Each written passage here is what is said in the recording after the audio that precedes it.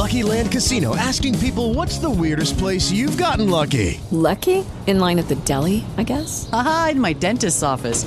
More than once, actually. Do I have to say? Yes, you do. In the car before my kids' PTA meeting. Really? Yes. Excuse me, what's the weirdest place you've gotten lucky? I never win and tell. Well, there you have it. You can get lucky anywhere, playing at LuckyLandSlots.com. Play for free right now. Are you feeling lucky? No purchase necessary. Void where prohibited by law. 18 plus. Terms and conditions apply. See website for details.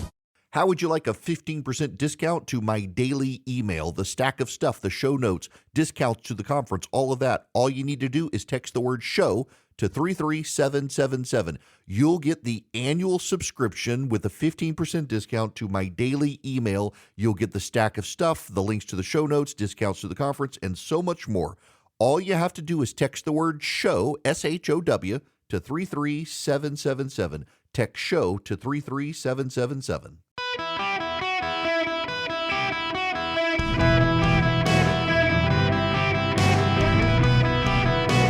Welcome to the Eric Erickson Show podcast, Hour 2. Hello, America. Welcome. It is Eric Erickson here across the United States of America. The phone number, 877-973-7425. I need to ask I need y'all to just humor me for a minute. If you're not in the Southeast, my apologies to those of you in Missouri, Connecticut, and the Dakotas and elsewhere, but the massive storm system everybody's been experiencing is blowing through the Southeast right now. And those of you who are listening over in Alabama, the squall line's blowing through Birmingham right now. You got severe thunderstorms there.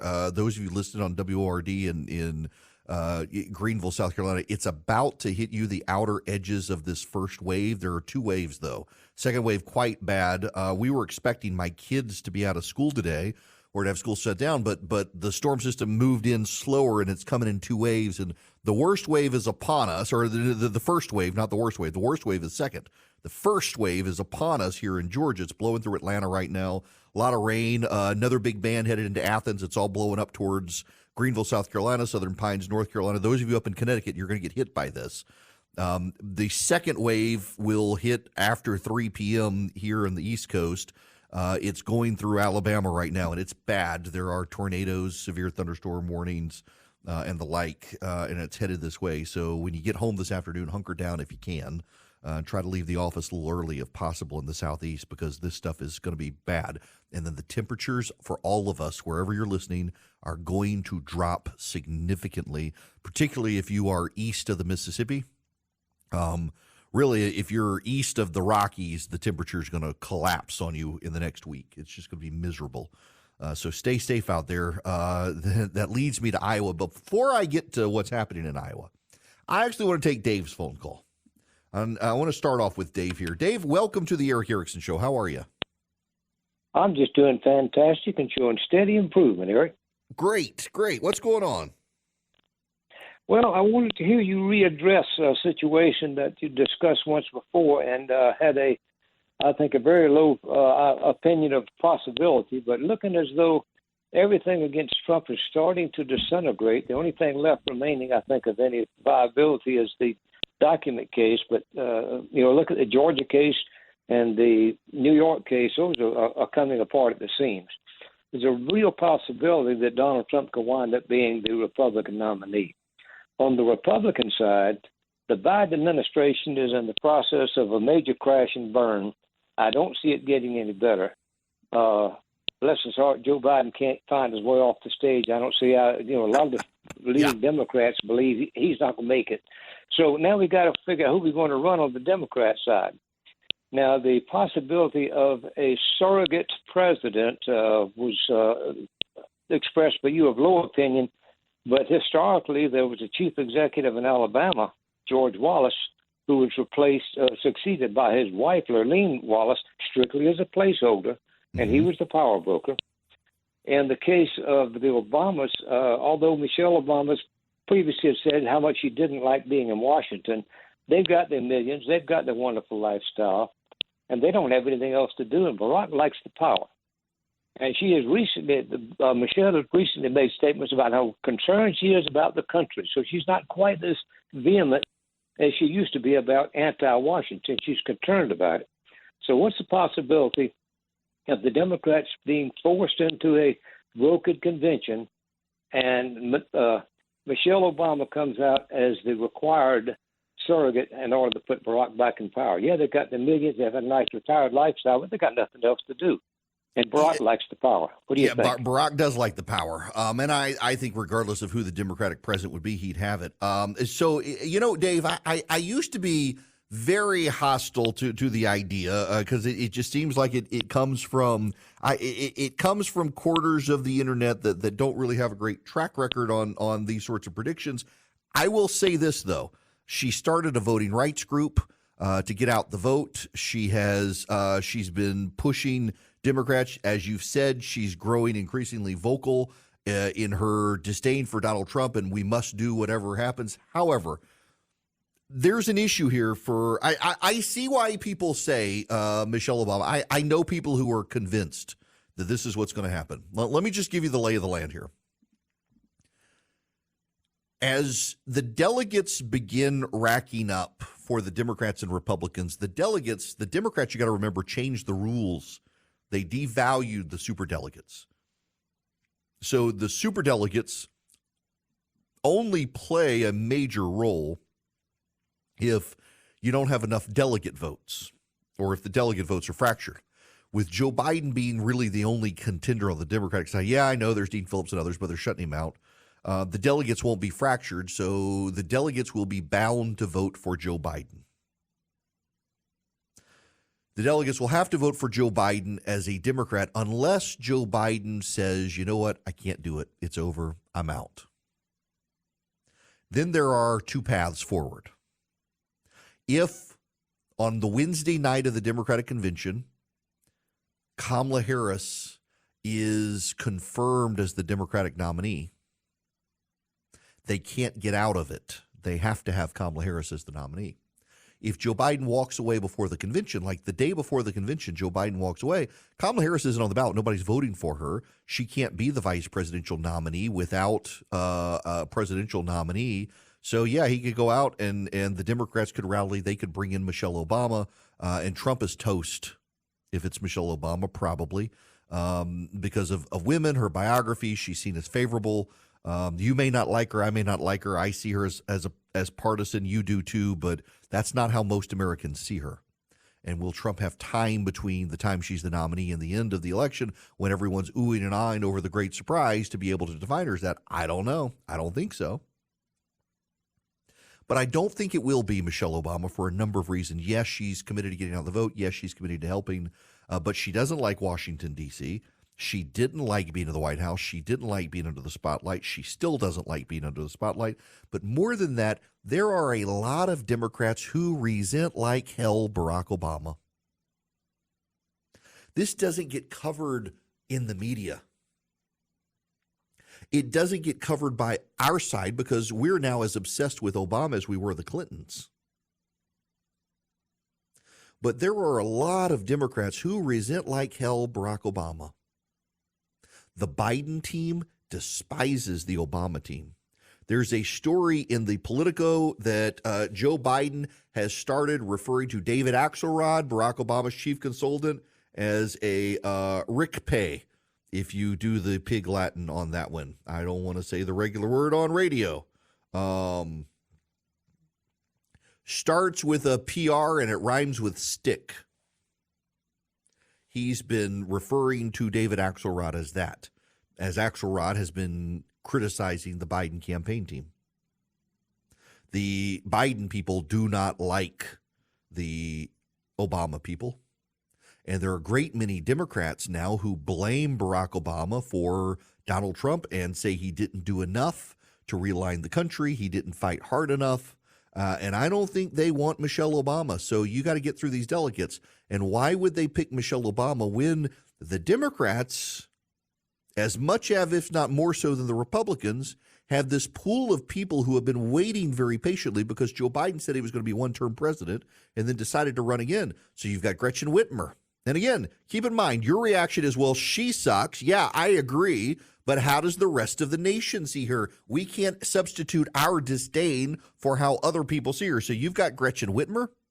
You've got Gavin Newsom, who even the Democratic strategists I talk to say he's too progressive. He can't be the nominee, and nobody wants to tell him. But you've got Whitmer. You've got Jared Polis in Colorado, who's a progressive but pretends to be a moderate. You've got members of Congress. You've got what's his name in Kentucky now. It's a Republican state. They reelected Andy Beshear as governor again, overwhelmingly in a year that was favorable for Republicans. Beshear got reelected. He's the Democratic darling right now. Beshear has a greater chance of being the nominee than Gavin Newsom. If Biden steps aside, I would tell you it's probably going to be Beshear, Kamala Harris. There are so many elected Democrats who have been waiting their turn. If you got Michelle Obama, they would have to wait for 8 years probably. They don't want to wait. They don't want to wait. So that's why I have a hard time believing it would be Michelle Obama. There's the resentment of Barack Obama among Democratic politicos that y'all don't see because the media doesn't want to cover it. There's the great disdain and resentment of the Biden side of the Democratic Party to Obama that does get covered, and they're the ones controlling the convention and Joe Biden's exit strategy.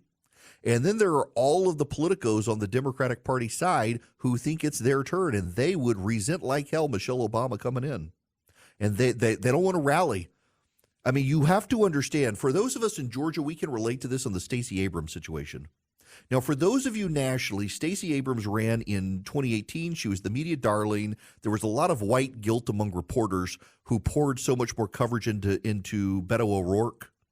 And Stacey Abrams did better than Beto O'Rourke, and she lost. And a lot of these white liberal reporters thought, oh, maybe if we had covered her better and more, she would have won. So they did in 2022. She's the darling of the Democrats. She gets on Star Trek. She gets on the cover of Vogue and Vanity Fair, and she loses. And what she did is she aligned the entire state party. She was literally telling people, you're not allowed to run for this position. You have to run for this position. No, you run here, and this is going to be our slate, and I'm going to get us elected. I'm going to carry us across. And not only did she not carry him across, she gave up weeks before the election and cost the Democrats everything. It's one of the stories that those of you not outside of Georgia appreciate enough. Stacey Abrams realized several weeks before the election she was toast and gave up, disappeared, and left all these Democrats hanging. Her whole operation has collapsed now. She just lost a big court case in Georgia. They're being investigated. I mean, the whole thing collapsed. She is persona non grata now, and that's very much like the Barack Obama situation. He was very successful. The Democrats were not. Barack Obama, as much as he was successful for himself, look what happened to the Democratic Party. They got wiped out nationally, and Donald Trump became president, and Democrats will not forgive him for that. He's the most successful Democrat they've had since Bill Clinton. But look how they turned on Bill Clinton. They're not going to give Michelle Obama a pass because of her husband.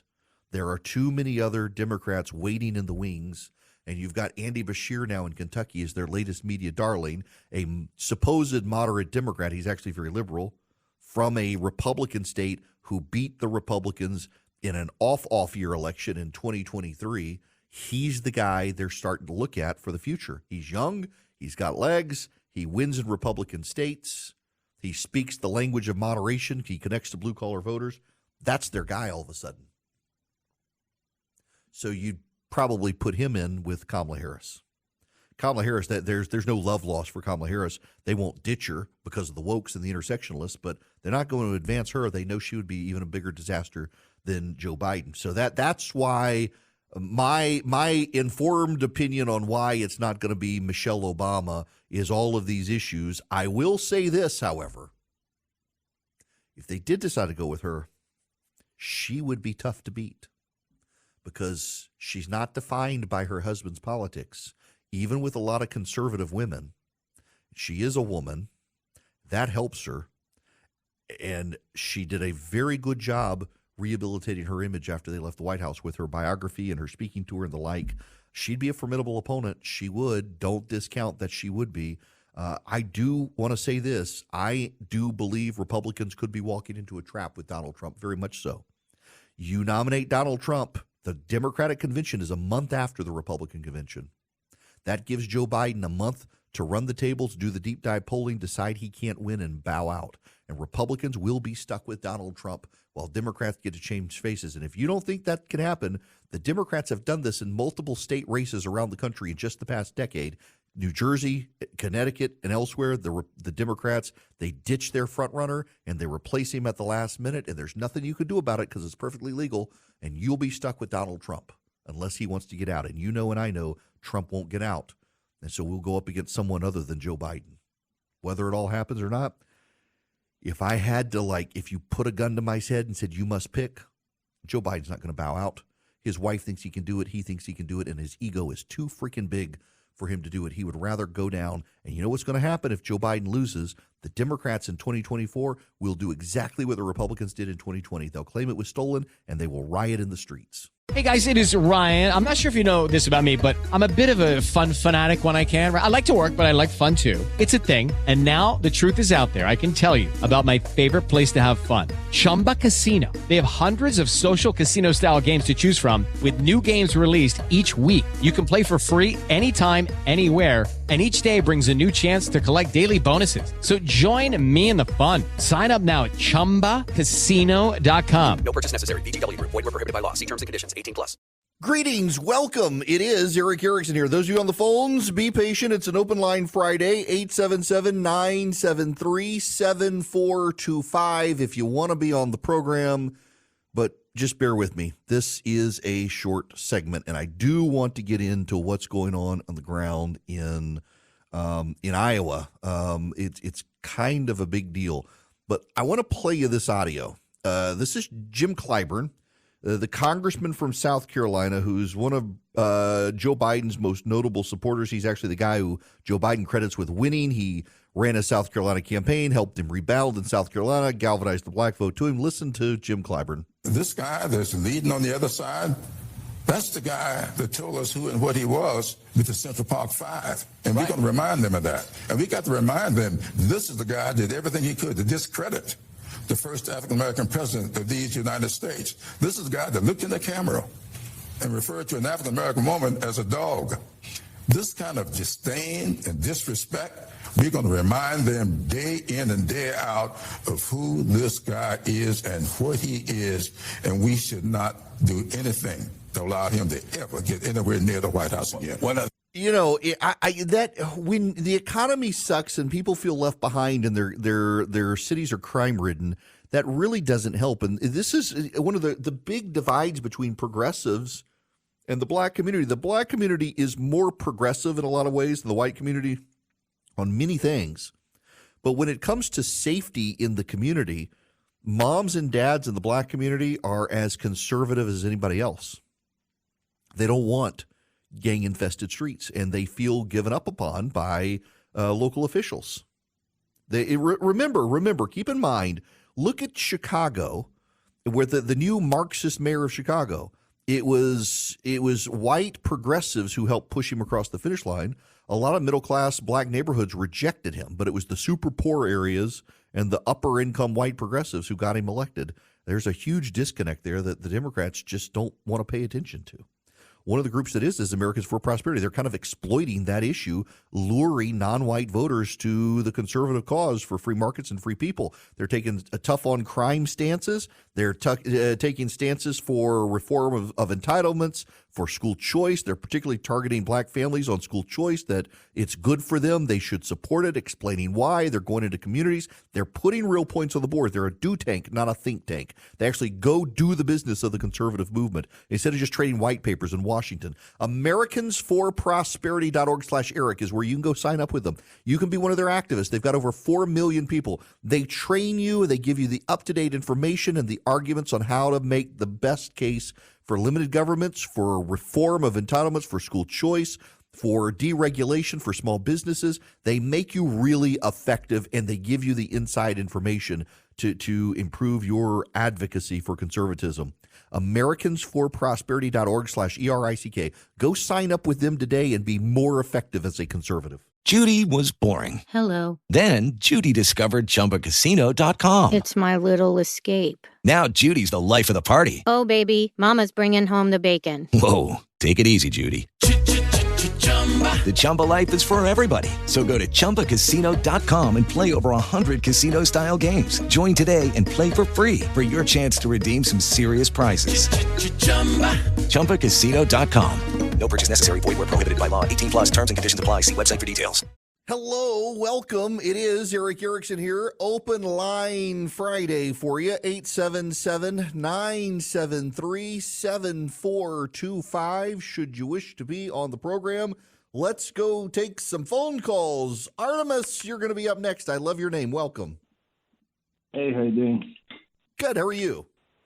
I'm doing well. I listened to the previous segment of your show about immigrants being hardworking at food industry and yada, yada, yada. So one way or another, the way I look at it, all they get right now is free shelters in New York City, free education for their kids. And it doesn't look like anybody's trying to work. So I think if they don't want to assimilate, if they don't want to come in on plane with the visa, they just shouldn't be coming here. And it's just my take. Look, I agree with you completely. They shouldn't be coming here. And to your larger point, there should be an assimilation process. I mean, we're seeing what happens in Europe with immigrants there who, particularly in the Islamic community, who haven't integrated into France and Germany. There have been massive Islamic riots in Berlin and Munich and elsewhere, essentially claiming that as their numbers rise, they want to impose Sharia in parts of Germany. And it's not getting a lot of coverage outside of Telegram channels on the internet where Germans are posting this stuff. The German government doesn't want people to talk about it. We're seeing it in Stockholm. We're seeing it in parts of France and Belgium where they're not integrating into communities. They're not assimilating. They're not adopting. That doesn't mean they have to give up their religion any more than you and I have to give up our religion. But they're not embracing the Western ideals and values. And if you're coming to our country, I firmly believe you should have to speak English or learn English, and you should want to be an American first. You should want to be an American. My grandfather immigrated to this country, had to learn to speak English, and did that. Never wanted to go back to Sweden. I think went back maybe one time, and he was an American. He was Swedish, but he was an American. My dad's Swedish. His mom and dad are from Sweden. But my dad, I don't think my dad's been to Sweden. He's from Miami, Florida, Swede from Coral Gables. And met my mom in college at Mississippi College, moved to Louisiana. But, I mean, my dad's family's Swedish. When he grew up, he spoke Swedish at home, but they all spoke English as well. And they assimilated my grandfather and grandmother into this country. If you come to this country as an immigrant, you should want to be an American, not just come here for money. You should want to be part of the American dream. And to be part of the American dream, you need to embrace what it means to be an American. That's just the God's honest truth. Whether it offends you or not, that's the reality. If you're coming to this country, if you're immigrating to this country, become an American. Don't become a Mexican American. Don't become a Honduran American. Don't become a Swedish American. Don't become a Saudi American. You become an American. No hyphenation. You become an American. And if you're not willing to do that, don't come here or go home. Wherever home may be, go home. You've got to embrace what it means to be an American. And you make us better off when you assimilate. The taco is as American as the hamburger, which itself is from Germany. I don't want to cancel myself by saying this, but so when I was little, I was a very picky eater. Now, as an aside, I am not a fancy eater. I'm not a foodie. I have friends who are foodies. I go to restaurant. I had to go eat at a restaurant a couple weeks ago, and there was nothing on the menu I wanted to eat. It's a very nice, famous restaurant. And some folks took me to this restaurant because they thought, I see all of his pictures on Instagram when he's cooking and stuff. He's a foodie. Let's take him here. This place is world renowned. I was like, this is disgusting. I don't want to eat this crap. I mean, No, I'm not eating foie gras. I don't need your kangaroo. I don't want to eat kangaroo. I like Roo in Winnie the Pooh. I don't want to eat him. I don't even eat deer. A lot of my friends that are hunters are. This is why I don't hunt, because now I want to go duck hunting because I love me some duck. My gosh, I could eat my weight in duck. That is some great stuff. I need to go duck hunting, but I'm not a deer hunter. One, I don't want to sit in the deer stand all day and be quiet and bored out of my mind, waiting possibly for a deer to come. Charlie goes deer hunting. Charlie goes deer hunting because he hates people, and he's guaranteed not to run into them in the deer stand. I don't want to go deer hunting because I'm going to have my coffee and have to pee all morning, and I don't want to sit up there waiting for a deer in the cold to come. But duck hunting, I can kill me some ducks and Peking duck those suckers and eat them. That's why I want my new shotgun. I may go buy my new shotgun this weekend. I want the Beretta A400. I want to get like a 20 or 28 gauge for duck hunting because I want to go duck hunting. As an aside, where was I going with this? The foodies. So all these friends of mine, they take me to these foodie restaurants. I'm like, this is gross. I don't want to eat this. When I was a kid, I was a very picky eater when I was a kid. My parents had to convince me to eat a taco by telling me that a taco was how Mexicans ate hamburgers. That is true story. My parents convinced me that a taco was just a Mexican version of the hamburger.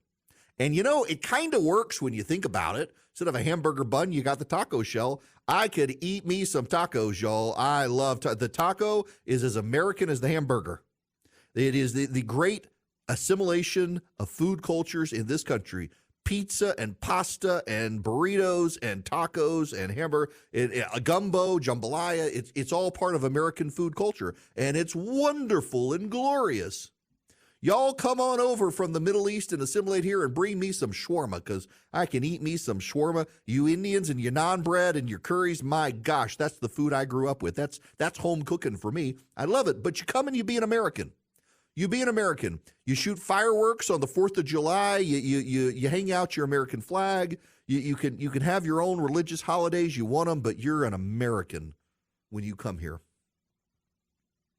I have some neighbors down the street from me. My neighborhood is actually the most integrated neighborhood. I shouldn't say integrated, most diverse neighborhood in Middle Georgia. We have it is almost equal balance. White, black, Indian, Chinese. It is a huge mix of different races in my neighborhood. They're all wonderful people. We've got fantastic people in my neighborhood. Now that the drug lords are gone, that's another story. But one of my neighbors is from India. He became an American citizen. On the 4th of July, that dude's yard, it is not green. It is red, white, and blue. He puts American flags on every square inch of his property. That dude is the proudest man to be an American. He doesn't decorate for Christmas. He decorates the snot out of his house for Halloween. He loves that holiday. He's not a Christian. He's Hindu. He doesn't decorate for Christmas. But the 4th of July, you would think Uncle Sam lived in that house, or Betsy Ross threw up in the front yard. There are so many American flags in that guy's house. And that's what it is. Become an American. Love this country more than where you came from, because you worked to get here. And that's why the illegal immigration situation is so demeaning, because all these people, they pay somebody to cross the border. All they want to do is come here and work and send money back home. They're escaping violence. They don't want to be an American. You've got to come here and embrace this country and its culture. I'm not saying you got to become the biggest baseball fan or a football fan on the planet to learn how to make an apple pie. But you sure got to become addicted to America. That's what it means, or it should mean, to assimilate here. All right, back to the phones. Heidi, you're going to be up next. Welcome to the show. Yes, I wanted to just say a remark about the birth rate in this country being below the repopulation rate. Mm-hmm. If we had not murdered over 60 million babies since the beginning of Roe versus Wade and had such a destruction of the nuclear family, I honestly believe that we would not be in the situation that we're in, and especially with the Democrats trying to bring everybody in here.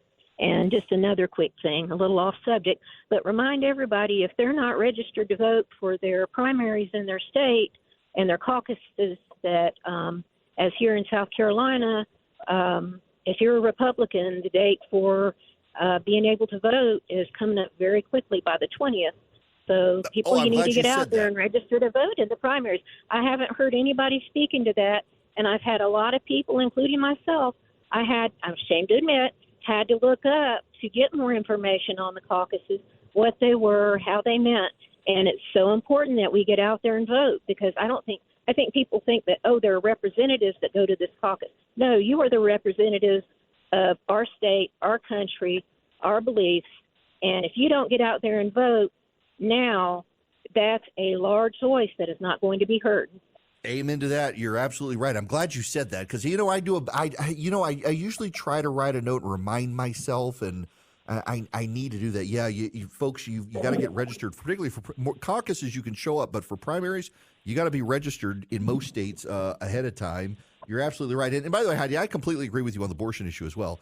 We wouldn't be having a negative birth rate in this country if we hadn't devalued human life after Roe v. Wade. And honestly, I read, what is it the other day in I think it's Hungary. There's this big embrace of Hungary by some on the right, and I'm not really there because it is a pretty authoritarian state. It's not fantastic. There are some things we can learn from them. One thing they do well is that if you have 4 kids, you never pay income tax. Hungary, you do not pay tax. A great way to incentivize people to have kids is you have 4 kids, you don't pay income tax again. Not a bad way to do it. I mean, we use the tax code to incentivize every other behavior. We might as well incentivize people having kids. All right, Tony, you're going to be up next. Welcome to the show. Hey, Rick. Hi there. Thank you for taking the call. I loved what you said about your parents, your grandparents, and becoming Americans. I want to share with you my family story. Both of my parents were born in Italy in the 1920s. They emigrated to the United States in the 1930s. My father joined the U.S. Army after Pearl Harbor, and he won his citizenship with a Purple Heart. Parents married after the war, 4 children, all 4 children, college graduates. 2 of us have advanced degrees. I myself served 20 years in the United States Navy as an officer. I want to thank you for the opportunity of sharing that, and I love what you do, and I love what you say. Thank you. Thank you very much. Hey, Tony, let me ask you a question. I see your area code on your phone number. Where are you calling from? I'm actually calling from Canton, Georgia. I used to live in Ohio, but like many people, I just kept my phone number when I moved. Okay, so now I got to ask you this question. We're going off the reservation, folks. If I can use that phrase without getting canceled, are you an Ohio State fan? No, I'm not. Okay, all right. Well, never mind then, because I just noticed. So my old boss, the pig farmer at WSB, was from Ohio as well, and you get all these Ohio State fans in Georgia. My kids go to a small Christian school in middle Georgia, and the amount of Ohio State fans, of people who immigrated from Ohio down to Georgia, it flabbergasted me. The other reason I was asking is I have this massive online listenership in Ohio, and I cannot figure out why. Like, outside of Atlanta, Georgia, Columbus, and Cincinnati, Ohio, more people listen to me online than probably listen to the local radio stations there, and I just can't figure it out. So I saw your area code. It's like, oh, are you one of these people who's calling? But nope, you're one of the transplants. We're happy to have you, even though you contribute to our traffic. I'm a darn Yankee. I came south and stayed. Well, God bless you for coming, Tony. It's great talking to you. Thanks very much for answering my random question. Y'all, I don't know what it is. I look at my online listenership, and the amount of people in Cincinnati and Columbus, Ohio, who listen, in Phoenix, Arizona too, although we're now on the radio in Phoenix and the listenership online has gone down. It's moved to the radio station. I don't know what it is, but my goodness, I'm glad to have you guys. Sometimes I got to remind myself the online audience for this program just is incredible. All right. Swiss America wants to help you protect your assets, and you probably want to give them a phone call because we're having more bank credit. These stories that are coming out about banks that moved into bonds to try to get better interest rates, but now that interest rates have gone up, their bond values have collapsed, and they're struggling with money, and we're on the verge of another financial crisis in this country that's going underground. The media is not paying attention to it. Swiss America is. You can get their report, The Secret War on Cash. All you have to do is call or text Eric Erickson, my name, to 800-289-2646. You mention my name, Eric Erickson. Call or text 800-289-2646. This war on cash includes digital currency. It's spreading. Read the report, The Secret War on Cash. It is free to you guys. Just mention my name, Eric Erickson. You call or text 800-289-2646. That's 800-289-2646, or go to SwissAmerica.com/Eric, SwissAmerica.com/ERICK, or 800-289-2646. Message and data rates may apply. Lucky Land Casino, asking people, what's the weirdest place you've gotten lucky? Lucky? In line at the deli, I guess? Aha, in my dentist's office. More than once, actually. Do I have to say? Yes, you do. In the car before my kids' PTA meeting. Really? Yes. Excuse me, what's the weirdest place you've gotten lucky? I never win and tell. Well, there you have it. You can get lucky anywhere, playing at LuckyLandSlots.com. Play for free right now. Are you feeling lucky? No purchase necessary. Void where prohibited by law. 18+. Terms and conditions apply. See website for details. Welcome. It is Eric Erickson here. The phone number 877-973-7425. Let's see. I think I can squeeze one more call in. Tyler, welcome. How are you? Hey, Eric. How you doing? Good. What's going on? So I wanted to ask, with all this stuff that Fonnie is allegedly doing, if that gets the Trump RICO case dismissed, what happens to all the people that took the plea deals? They're toast. I mean, yeah, they've already pled. Those aren't going to be undone, unwound. Yeah, that's why. Sucks for them. Yeah, it does. It does. Maybe some of them are probably kicking themselves right now. I don't know that it's going to get tossed, but I got to tell you, the fact that the New York Times is now covering the story not as Republicans pounce, but as it's legit, that should be the big red flag there that there's a real problem with this case. And in theory, what will happen is if she's tossed over this, it goes to a prosecuting attorney's counsel, and they then find another DA to pursue the case. It doesn't go to the Attorney General of Georgia anymore. They changed the law on this a while back. So it goes to a prosecuting attorney's counsel. If I were the judge, and I know Democrats will say it's because I'm biased, whatever. If I were the judge, I would throw the case out, because you have to disincentivize these sorts of corrupt practices. And by throwing out an otherwise credible case, you ultimately punish the attorney, the prosecutor, for the corrupt practices and disincentivize it in the future. But the people who've already pled guilty, they could have the judge reopen and revisit it, because it was Nathan Wade, by the way, who cut those deals. And they could say they would have never made the deals had they known and maybe gotten out of it. But they're going to have the money and hire lawyers, and there's no sure thing there. But they probably should have waited. Great question there, Tyler. Yeah. There's a way for them to try to get it undone. They can claim prosecutor withheld knowledge. They didn't know, ask the judge. But in a lot of cases, you pled guilty. So they're going to bind you to the guilt, whether you like it or not. They should have waited. They should have waited. Yeah, Nathan Wade is the one who negotiated those. That's just remarkable. With Lucky Land Slots, you can get lucky just about anywhere. Dearly beloved, we are gathered here today to... Has anyone seen the bride and groom? Sorry, we're here. We were getting lucky in the limo and we lost track of time. No, Lucky Land Casino, with cash prizes that add up quicker than a guest registry. In that case, I pronounce you lucky. Play for free at LuckyLandSlots.com. Daily bonuses are waiting. No purchase necessary. Void where prohibited by law. 18+. Terms and conditions apply. See website for details.